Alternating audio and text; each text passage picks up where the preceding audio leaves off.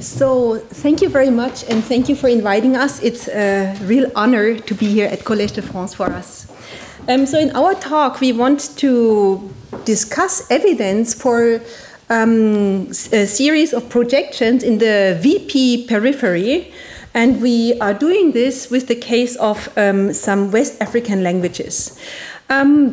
So a lot of the work on information structure that has been done so far has been focusing on intonational languages, and we can summarize that actually in the two following statements. So in the left periphery of the sentence, we find, well, various information structurally marked categories. But when it comes to non-peripheral or in situ focus, this is mainly marked by intonation. So whereas the first statement has been researched a lot cross-linguistically, not so much has been done concerning the second statement. In intonation languages, and this is something that has been said a lot, well, in situ focus is just marked by an accent. But in African languages, this strategy does not exist, and these use a lot of very different or many different marking strategies. And this is the topic of the current talk. So we will give like an overview over different marking strategies in situ focus in some West African languages. So I'll give some more background on left peripheral and in situ focus in the rest of the first section. I will then discuss or introduce the phenomenon of in situ focus in more detail with respect to the intonational languages. Then we will discuss Chadic languages where in situ focus is completely unmarked. And finally, we want to turn to the Ghanaian Mabia languages, where we show that in situ focus is marked by morphological means, so by dedicated particles that mark these categories. Okay, so it's known, well, very well known, that in the left periphery of the clause, there can be many information structural categories, and that has been coded by Rizzi's seminal work, for which we are all very grateful. Actually, I think it has really initiated and prospered a lot of very interesting research.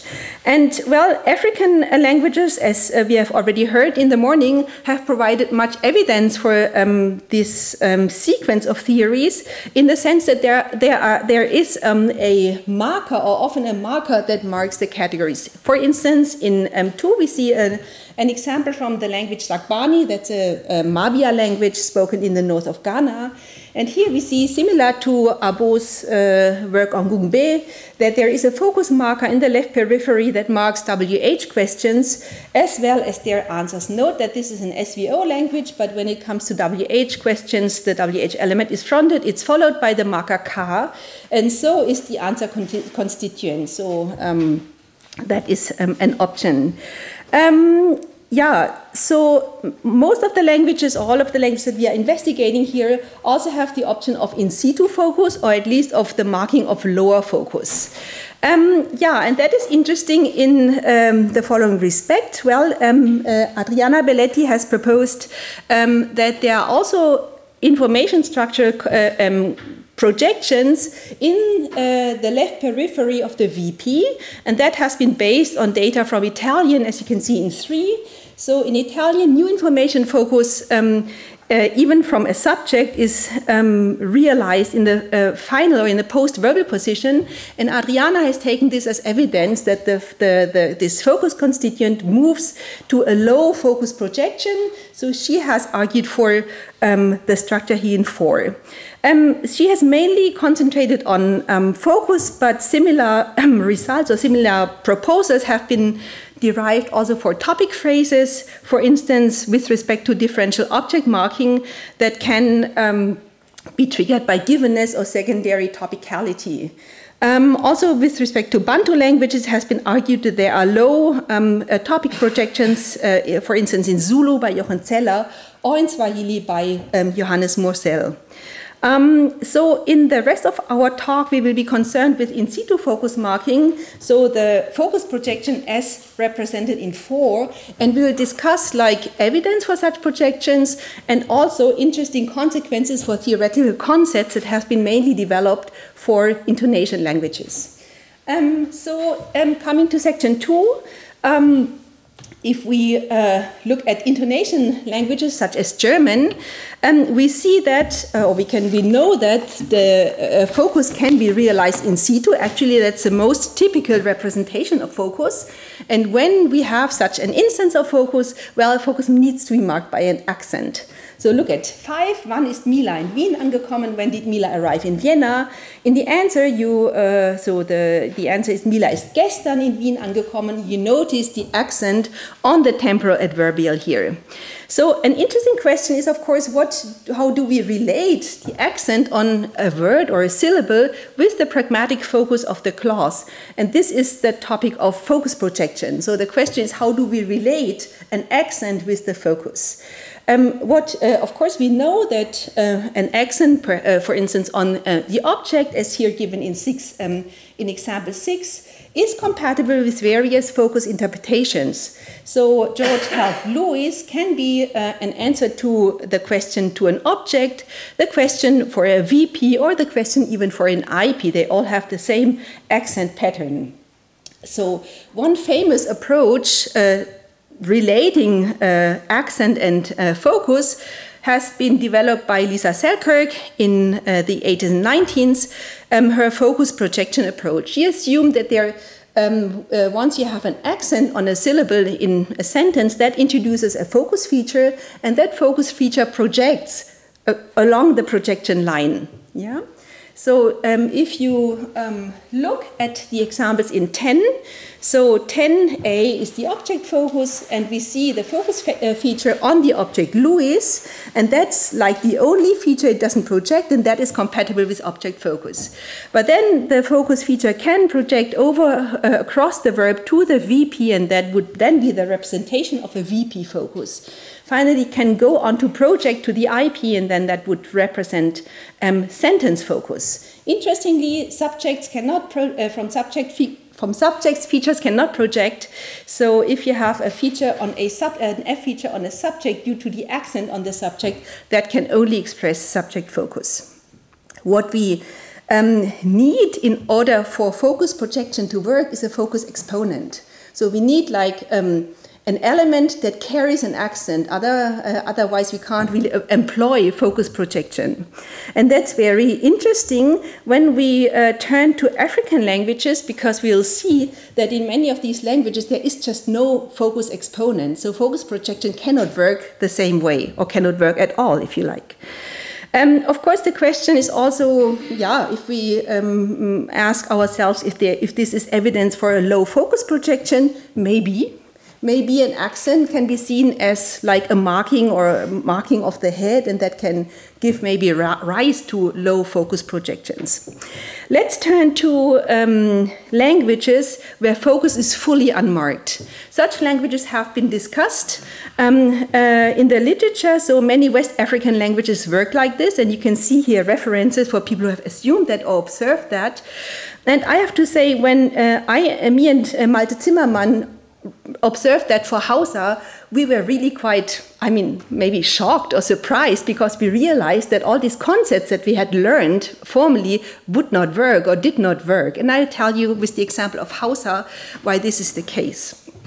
And that is really equally difficult then to argue for, let's say, a low sequence of projections in the VP periphery. I want to show you some examples from the language Hausa. And these are the examples between 12 and 14.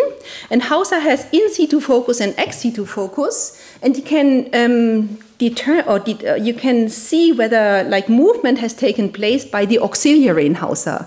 Hausa has 2 sets of auxiliaries, of tam auxiliaries, and they are sensitive for a bar movement.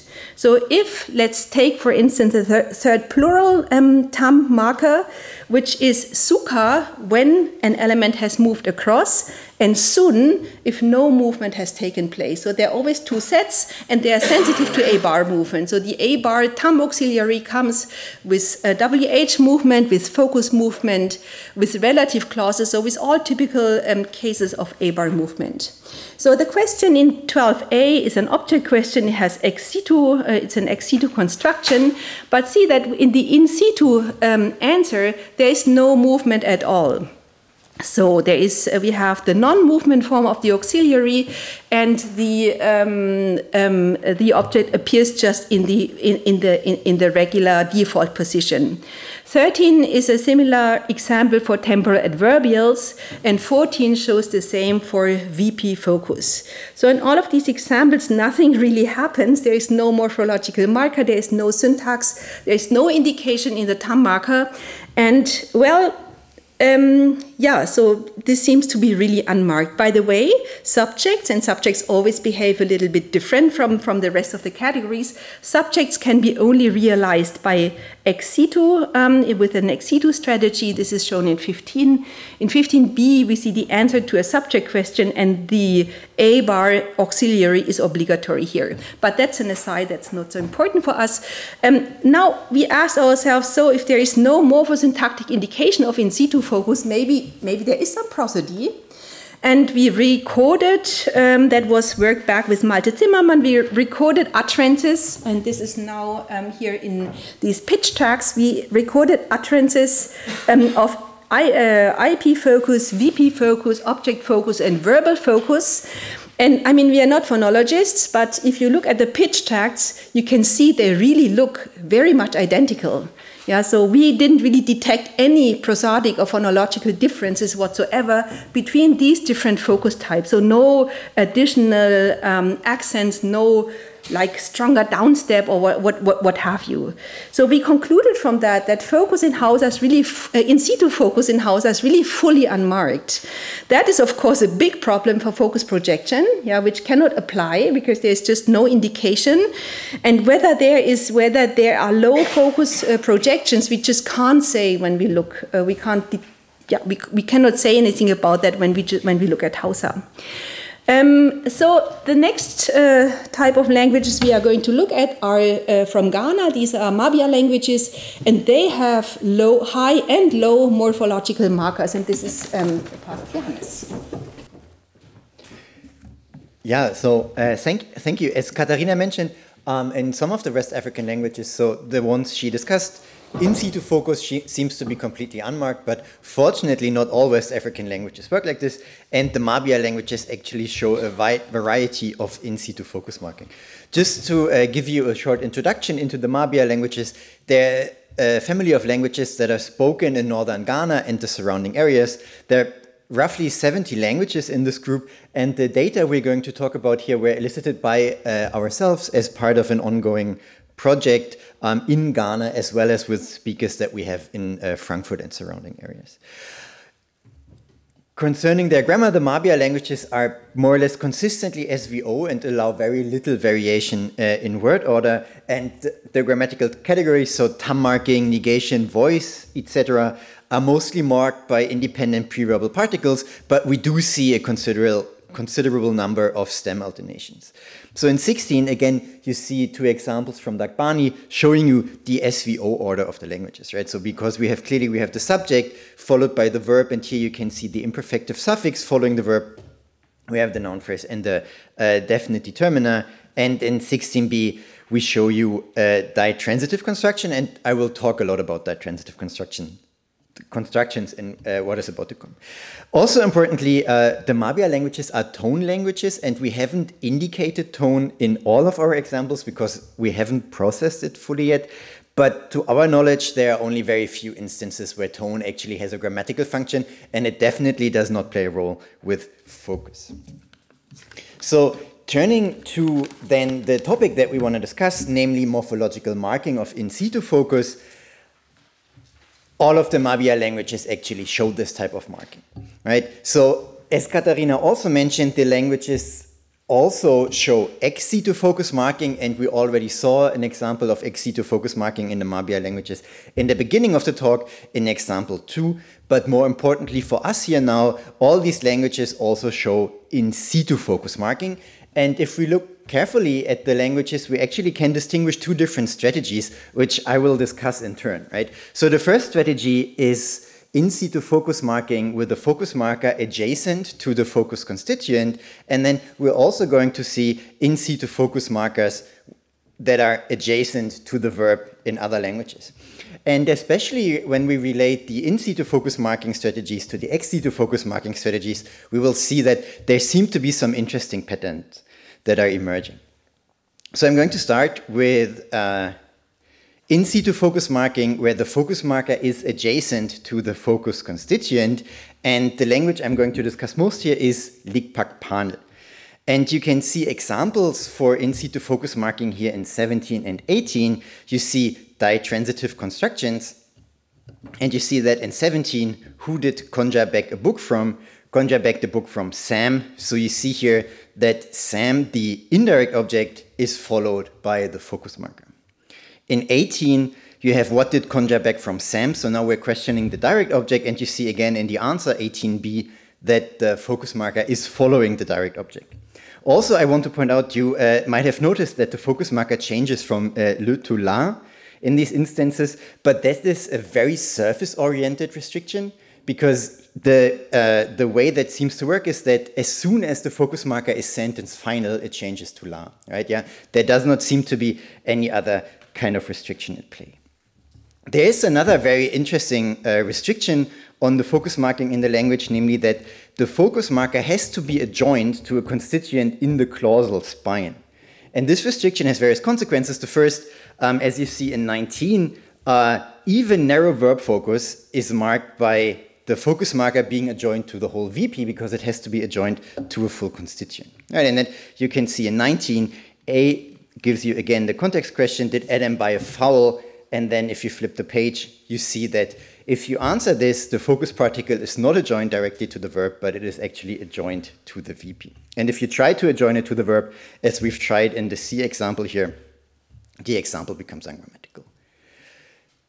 Second, if you want to try to focus mark the P internal constituents, for example, possessors or elements in relative clauses, again, you can't do that really, because they are not in the clausal spine, right? So if you look at 20 for focus on the possessor, whose fowl did Mary slaughter? Mary slaughtered Peter's fowl. So in English, you clearly hear stress on the possessor, but in Likpak-Panel, you can't focus mark the possessor, you have to focus mark the whole constituent, because as you see 20c, where the focus particle follows the possessor, that's ungrammatical. The same holds for relative clauses. Right, the examples then get a bit more complex, but if you look at 21, did you paint the chair that is in the garden? No, I painted the chair that is in the kitchen. So we would expect a narrow focus here on kitchen. But then again, if you look at 21b, the Likpak-Panel representation, la is adjoined to the whole relative clause. However, as soon as your DP contains another finite clause, for example, if you insert a finite clause into a relative clause, then you can focus mark inside the DP, right? And then again, please excuse the very complex examples in 22, but here you can actually see it, right? Did you see the man that said that Peter slaughtered fowl? No, I saw the man that said that John slaughtered fowl. And because we have a finite clause inside the relative clause, the finite clause subject then can be focus marked, as you see in 22b. A very similar pattern to Likpak-Panel is shared by some other Mabia languages, namely Kusal, Gurene, and Kasem, and probably a couple of more that we didn't investigate. So I want to start with Kusal, and if you flip the page, what you see in Kusal is that again we have an in situ focus marker, but that in situ focus marker is written as attached to the preceding element. But if you compare 23 and 24, you again clearly see that the focus marker, even though it is written as attached to the element that precedes the focus, it's actually always preceding the focus constituent, right? So again, the ditransitive construction, who did Arwen give a pot to? Arwen gave a pot to Napok. And you see here 23b, the focus marker ne precedes our focus constituent. And then 24, what did Arwen give to Napok? Arwen gave Napok a pot. So again, focus here on pot, and the focus marker precedes the focus constituent. Something similar, so the focus marker actually preceding the constituent in focus can be seen in Gorene, so that's the example in 25. And Kasem, the fourth Mabia language, behaves very similar to Likpak-Panel in that it uses a post-focal in situ focus marker, but for the interest and time, I'm not going to go through the examples in 25, 26, and 27, but if you believe me, they work very similar to the languages we've seen. If you then again flip the page, table 1 gives you a summary of the focus marking options I've discussed so far, right? So we see Likpak-Panel and Kasem with the focus marker following the focus constituent. And what you can also see for these two languages, the in situ focus marker and the ex situ focus markers are similar, right? For Kusal and Gorene, here the in situ and the ex situ focus markers differ. From these languages, so languages where the in situ focus is marked by a particle that is adjacent to the focus constituent, I now turn to Mabia languages where in situ focus is marked by a particle that is adjacent to the verb. And here, again, we come back to Dagbani, the language we started with. And Dagbani, in addition to the ex situ focus marking that we saw in the beginning in example 2, this language also allows in situ focus marking by using two different particles, la and mi. In contrast to the languages from the last section, the in situ focus markers in Dagbani are always verb adjacent, with the exception of pronominal object clitics. So 28 and 29 give you examples for this, again, ditransitive constructions. So what did Zima give to Napok is the question in 28a. And who did Zima give a pot to is the question in 29b. And if you look at the answers in 28b and 29b, you see that independent of which constituent, so which of the two objects is actually focused, the focus marker is always following the verb. In 28 and 29, we see the focus marker la. The focus marker mi is, on the one hand, used for focus in intransitive clauses, so that's on the next page. The example in 30, right? So what are you doing? Are you reading or are you eating? So we're setting up a narrow verb focus, and then we say, I am eating. Right, and here you see mi is used as the in situ focus marker with narrow verb focus. Interestingly, again, the difference between la and mi seems to be very similar to the difference between la and le in Likpak-Panel, in that mi is always used if the focus marker is sentence final, and la is used if the focus marker is not sentence final, right? So it doesn't have anything to do with the transitivity of the verb or something. It's really about being clause final. Because the focus marker has to be adjacent to the verb, we see a very similar problem with constituent internal focus marking, right? Because the position of the marker is fixed. So if you have a complex VP, it is difficult to say which of the two elements is actually marked as in focus, right? So you see that in 32, right? So whose fowl did Mary slaughter, or what did Mary slaughter? 32a would give you narrow focus on the possessor, but 32b would give you focus on the whole object, and both would be answered by the answer in 32c, right? So again, it is impossible to distinguish between these focus marking possibilities. A second language that seems to work in a very similar fashion is Dagare. Here, the focus markers are different, but they behave similarly to what we've seen for Dagbani. In 34a, you have the ex situ focus marker no, and in 34b, you have the in situ focus marker n, which, similar to Dagbani, has to follow the verb. Again, if you go to the next page, there's a small table summarizing what we've discussed for Dagbani and Dagare, the in situ marking and the ex situ marking here, and note that in situ marking and ex situ marking need to differ in both of the languages. So after presenting these patterns, I now want to briefly sketch something like an analysis. And interestingly, we want to argue here for exactly the two options that Luigi discussed in the beginning.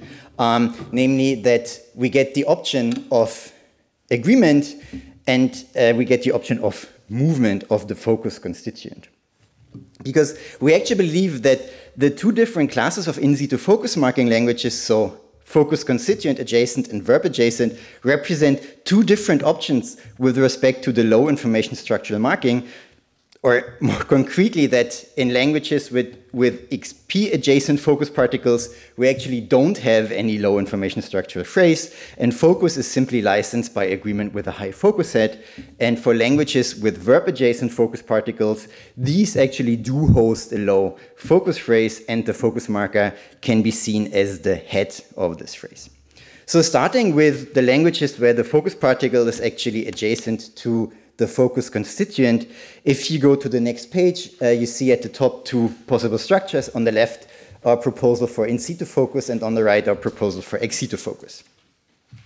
What we want to assume is that for in situ focus, the focus constituent and the focus particle actually are licensed by agreement with the high focus head in the left periphery. And the only difference to ex situ focus constructions is that in these instances, the high focus head actually also carries an EPP feature, which is going to make the focus move into the specifier of this constituent. For verb adjacent focus particles, as I mentioned, we take those to be actual spellouts of low information structural heads. So for languages like Dagbani and Tagare, we assume structures as we see in 38 for in situ focus and 39 for ex situ focus. In 38, we see the in situ focus construction, and again, we have a focus head, but this time it is at the left edge of the little VP, and again, this focus head shows agreement with the focus constituent, and as you can also see indicated in the structure, the verb actually moves from its base position via the aspect head into this focus head, which explains why this focus particle is right adjacent in the verbal complex. For ex situ focus, we have to assume that in these instances, the low focus phrase is absent, and then it's again the high focus phrase that licenses the focus constituent, and because it also carries an EPP feature, it makes the focus constituent move into the specifier into the left peripheral position in the sentence. And if you consider these analyses and also the tables I've shown you before, the account actually makes a certain prediction.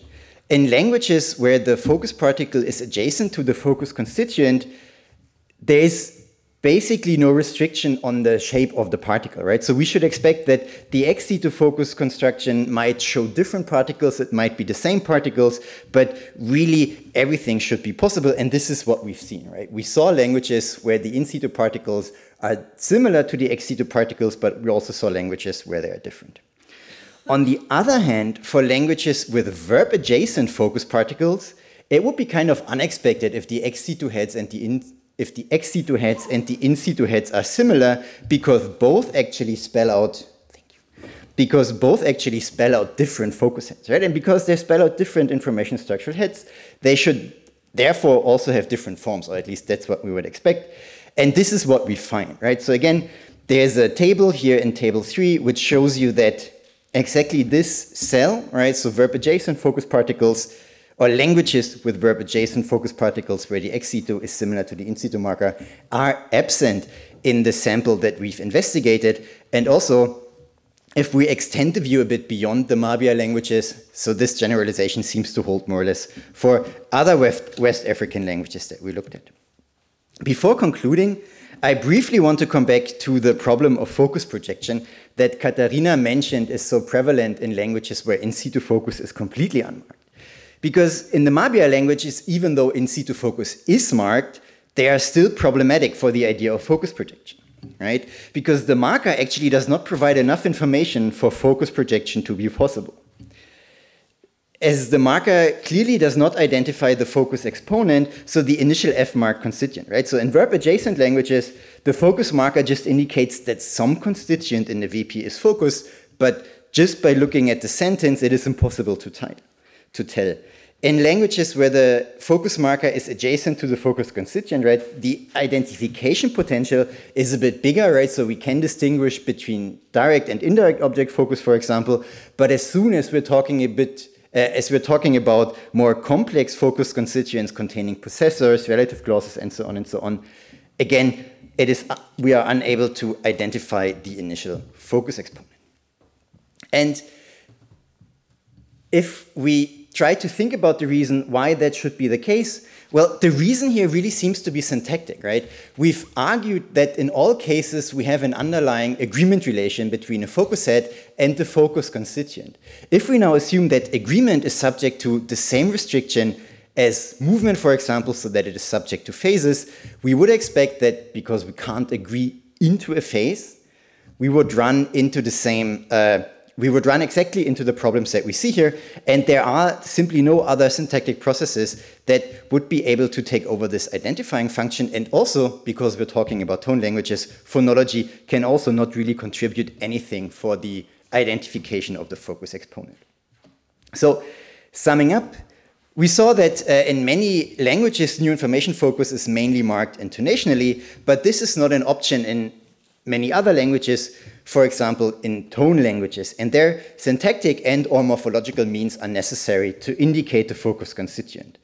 The Mabia languages use dedicated focus particles to mark in situ focus, but the positions of these particles actually differ across languages.